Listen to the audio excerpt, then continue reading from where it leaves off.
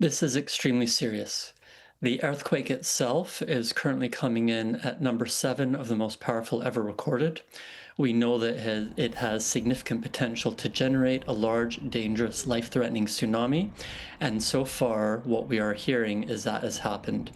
In the place near the earthquake, they are reporting waves of 3 to 5 meters high. That's like a 1 to 2 story building. Places in Japan, in California, and Hawaii are also reporting earthquakes, or tsunami waves, which are about as high as an average person, even taller. And there are places which have yet to report, places which have yet to experience the full force of the tsunami.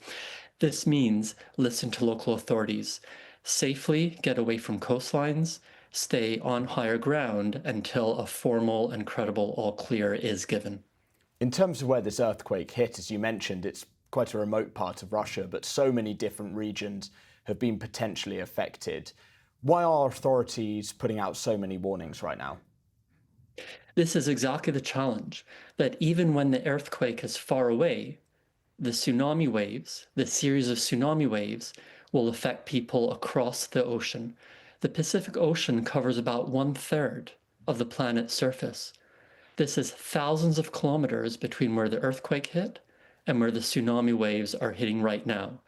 It means that we need to be aware of the warnings, of the alerts. We need to understand what a tsunami is and the dangers it poses. Even a wave, which is less than I am tall, can knock me off my feet and kill me and can bring down infrastructure, which is the importance of getting away from the shoreline, going safely to higher ground, and then waiting there as the whole series of tsunami waves plays out, as possible aftershocks lead to further tsunamis, and stay safe until the authorities say people can go back home. And many of our viewers will remember, of course, the devastating Indian Ocean tsunami of 2004, which killed more than 200,000 people. What has changed, though, since then in terms of the response? We hope that what has changed is people are far more aware. As soon as we receive that alert, as soon as we are told that a tsunami is coming, it may be too late. Because people need to say, oh, well, what is a tsunami? What do I do? Where do I evacuate? Rather than it being a long-term educational process to say, actually, I'm on the coastline, therefore, I could be susceptible to tsunamis. And tragically, on that day, on 26 December 2004, at least 149 people affiliated with the UK perished. This shows it can affect us all, and the UK, having plenty of coastlines, has been inundated by major tsunamis in the past. We all need to be ready. And through this long-term process of saying we've learned from 2004 and we've learned from Japan on the 11th of March 2011, which knocked out the Fukushima nuclear power plant, hopefully what we are seeing today is the warnings and evacuations are saving lives. This is exactly why a tsunami does not need to become a tsunami disaster. And although, yes, we are introduced as a natural disasters so-called expert, but there is no such thing as a natural disaster. By learning from the past, by acting safely, confidently, and comfortably today, we can ensure that there is no disaster, and no matter what nature does, we get through it without major impacts. And let me just finally ask you, Dr. Kelman, can you put this in terms of context? Because although you say this is not a natural disaster, we have seen significant natural disasters. Where would you place this? Right now, what we're seeing, although a lot of news is still coming out, is the impacts are not as bad as they could have been because of the warnings and because of the responses. The places which are worst affected will generally be the last ones to report because communications go out and the people who may be reporting very difficult impacts may be injured or sadly may have been killed.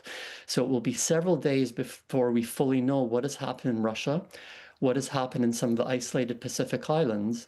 We can at least be confident that Hawaii, New Zealand, Australia, Japan, British Columbia, California have performed very well with, it looks like, some damage but not many casualties, and we just have to wait for further news as the waves are hitting South America at the moment, and many places around the Pacific still have to report. Thank you, Dr. Kelman, for your time and your insight. Thank you. Just turning to Martin Stewart, our science correspondent. Now, we're monitoring this obviously closely. Can you give us a sense of the geography and the scale of this? Yeah, sure. So it happened at 25 past midnight UK time, about 78 miles off the coast of Kamchatka, which is the far east of Russia. As you said, it's not that densely populated an area. The quake was about 20 kilometres underneath the surface, ranging between 18 and 20 kilometres, depending on different reports, and rated at 8.8 on the Richter scale. Now, that compares to other quakes. If you look at the Boxing Day tsunami, as you mentioned, killed 228,000 people. That was around 9.2. The one which damaged the Fukushima power plant in 2011 was 9 or 9.1. So it is right up there. It's in the top 10 of quakes, a really big impact. And what they think has happened is that it's along the Ring of Fire, if you can remember your GCSE geography, going round the Pacific, this kind of fault lines, and it's what's called a megathrust fault. So what's happening is the tectonic plate that is the Pacific Ocean is sliding underneath the North American plate, and it moves rapidly, and that sort of causes the earthquake in effect. And because it's relatively shallow and quite close to the seabed, it can cause the seabed to move, and that's what triggers these tsunamis. Someone said it's a little bit like dropping a very large, heavy rock into an ocean, then you see the ripples coming out. So that's where we are. As Dr. Kelman said, we're still waiting to see the exact impacts, but we are starting to get reports of some relatively significant waves, certainly more than 4 foot so far. And when we talk about that 4 foot, I mean, it doesn't sound straight away like a particularly high wave, but these aren't the kind of waves that you'd see when you go down to the beach, for example. No, exactly. You think a 4 foot wave, a surfer might go on one of those. The difference here is it's not sort of one small wave, it's the whole height of the ocean raising up. So with that, you brings the extra power, the extra force, the extra volume, and you can imagine that huge quantity of water sweeping in. If that combines with high tides, it can cause real problems. And there's another thing which is called constructive interference, which sounds very complicated, but if you imagine after earthquakes, you often get aftershocks, don't you? So you can get lots of these different tsunamis sloshing around the ocean, really. And if those waves can converge, they can interfere with each other and become larger. That's what we saw happen in Indonesia in 2018, affecting Palau. And that is one of the fears here. If those waves can combine together, then you get an even more powerful impact. And that's why, although most of the first wave has passed through, maybe most people haven't got all clears just yet because they want to wait and see exactly what's going to happen before they allow people to go back towards the water and just to stay safe for now. So there are kind of lots of potential scenarios. How long do you think it will be before we get a real sense of how significant this has been? Well, it's interesting, again, what Dr. Kelman was saying, in that it's often the places that report last which potentially have had the most damage because they haven't got the capacity to be reporting back.